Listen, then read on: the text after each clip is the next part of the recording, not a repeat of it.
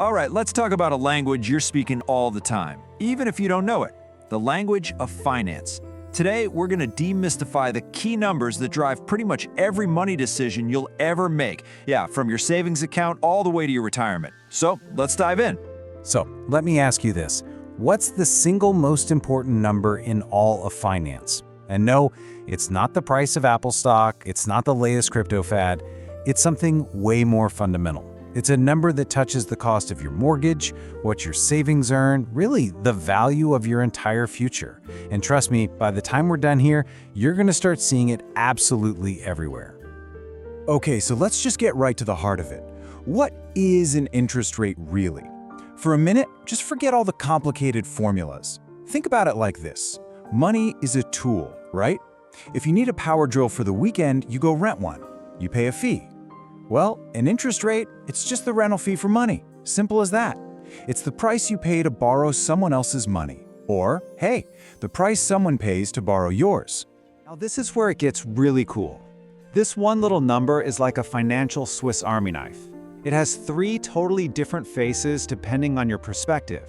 First up, it's your required rate of return.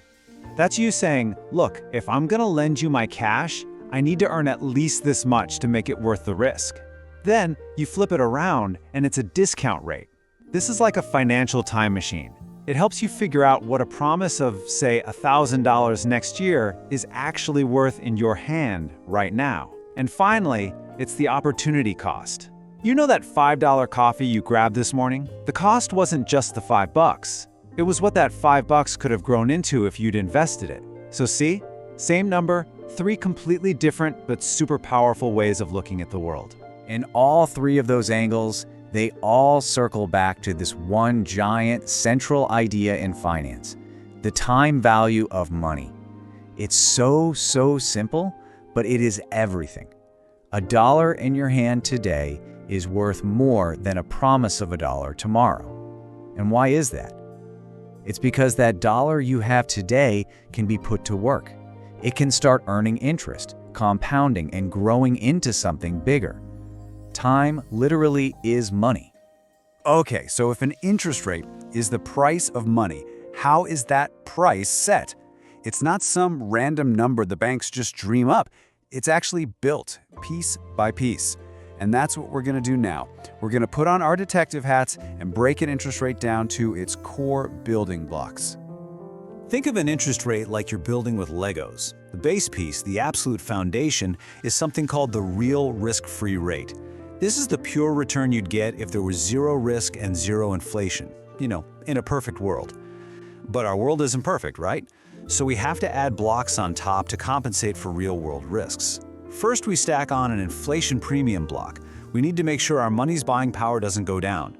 Then we add a block for default risk. That's for the chance the borrower just ghosts us and never pays us back. Then another for liquidity risk. What if we need our cash back fast and can't sell the investment easily? And finally, a maturity premium block. Because, let's face it, tying up your money for 30 years is way riskier than for 30 days. Each one of these blocks is just a fee for taking on a specific kind of risk. So how in the world do we figure out the size of each of those blocks? Well, we can actually deduce it by just looking at what's out there in the market. Check out this table. We've got a few different investments, and you can see they all have different characteristics, different time frames, different risks, and of course, different interest rates. So our job here is to compare them, to play detective, and isolate exactly what the market is charging for each specific risk. Let's start with liquidity, shall we? Okay, zoom in with me on Investment 1 and Investment 2. Look closely. They are practically identical twins. Same maturity, same low default risk. There's only one difference, their liquidity. And look at the rates. Investment 2 pays 0.5% more. So what is the market telling us? It's saying that the price for holding something that's a bit harder to sell is exactly 0.5%. Boom. That's our liquidity premium. Solved. All right, next up, default risk. This one's a two-step puzzle. Let's look at investments 4 and 5. They've got the same maturity, but this time they have two differences, liquidity and default risk. The total difference in their rates is a pretty big 2.5%. But here's the thing, we aren't starting from zero. We already cracked the code on the liquidity premium. We know it's 0.5%. So we can just take that total 2.5% difference and subtract the part we already understand. And what's left over? That 2.0%? Well, that has to be the premium for taking on that extra default risk.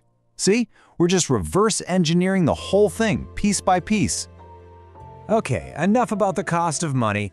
Let's flip the coin and talk about the fun part, the reward, the return you get for putting your money to work. This is all about how to measure your performance, and you've got to know how to do it right. You know, the most straightforward, most honest measure of how an investment did is called the holding period return, or HPR. It's not about complicated math. It just answers one simple question. From the day I bought it to the day I sold it, what did I actually make? And the key here is that it includes everything, not just the change in price, but also any dividends or interest payments you got along the way. It's the whole picture. Look, theory's one thing, but let's use a real example. Let's say you put $1,000 into an investment. 1 year later, that investment is now worth $1,100. Plus, during the year, it paid you a $50 dividend. The question is, what was your total return on that first $1,000? Okay, let's break down the math. It's super simple. First, you just tally up all your profits. The price went up by $100, right? From 1,000 to 1,100. And then you got $50 in cash. So 100 plus 50, that's a total gain of $150. Now for the most important part. You have to look at that gain relative to what you started with. $150 is nice, but we need to know $150 on what. So we divide it by our initial $1,000 investment. And there it is. $150 divided by the original $1,000 gives you 15%. That's it. That 15% is your holding period return. It tells the complete, honest story of your investment's performance. But what about when you look at performance over several years? This right here is where a lot of people get into trouble. The word average sounds so simple, but in the world of investing, it can be a real trap. There's more than one way to calculate an average. And trust me, knowing the difference can be the difference between thinking you're doing well and, well, actually having more money in your account. Okay, let me hit you with a classic finance brain teaser. You invest $1,000. Year 1 is amazing. You're up 50%. Year 2, not so much. You lose 50%. So plus 50 minus 50, you're back to even, right? Back at $1,000? You'd think so, but no. Think it through. That $1,000 grows by 50%. So now you have $1,500. Then you lose 50% of $1,500, which is $750. You're left with just $750. This little riddle is exactly why we need to talk about different kinds of averages. So that brain teaser perfectly sets up this battle between two kinds of averages. First, you've got the arithmetic mean. That's the one you learned in school. You just add up the returns and divide. It answers the question, what did a typical year's return look like? But then there's the geometric mean. This is the one that actually matters for your bottom line. It calculates the real compound growth rate that got you from your starting point to your ending point. It answers the most important question, what really happened to my money over the whole period? And this table just drives the point home perfectly. I mean, look at this. The simple arithmetic average says you had an average return of positive 4% a year. You'd be thinking, hey, not bad. But then you check your account balance and you see you started with 1,000 and you ended with about 857. You lost money. The geometric mean tells that true, painful story. Your money actually decreased by 5% each year. This is so crucial. The geometric mean is what's real. The arithmetic mean can be a total illusion, especially when returns are volatile. And here's the key takeaway. Put really simply, the arithmetic average is almost always going to be higher. It has this built-in optimistic bias. The only time it's not biased is if your returns are the exact same number every single year. And I mean, come on, when does that ever happen? So you can basically think of it as a hierarchy. At the top, you've got the arithmetic mean, always the most flattering, biggest number. Then you have the geometric mean, which is the real one. And at the bottom, there's the harmonic mean, which is the smallest. Now, you don't use that last one as much, but it's super useful for things like dollar cost averaging when you're trying to figure out your average purchase price. But for looking at your overall performance, The geometric mean is your guide to the truth. So the big takeaway is pretty simple. You have to use the right tool for the right job. Neither one is wrong, they just answer totally different questions.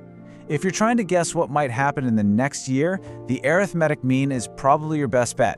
But if you're looking back and asking how did my money actually grow over the last decade, the geometric mean is the only number that gives you the honest answer. So there you have it. We've decoded the price of money and uncovered the true story behind your returns. You now have the keys to understand a language that, honestly, trips a lot of people up. So the real question now isn't just about the numbers, it's about you. The next time you get an investment statement, are you just going to glance at the average return? Or are you going to ask the right questions and find out what really happened? Thanks for tuning in.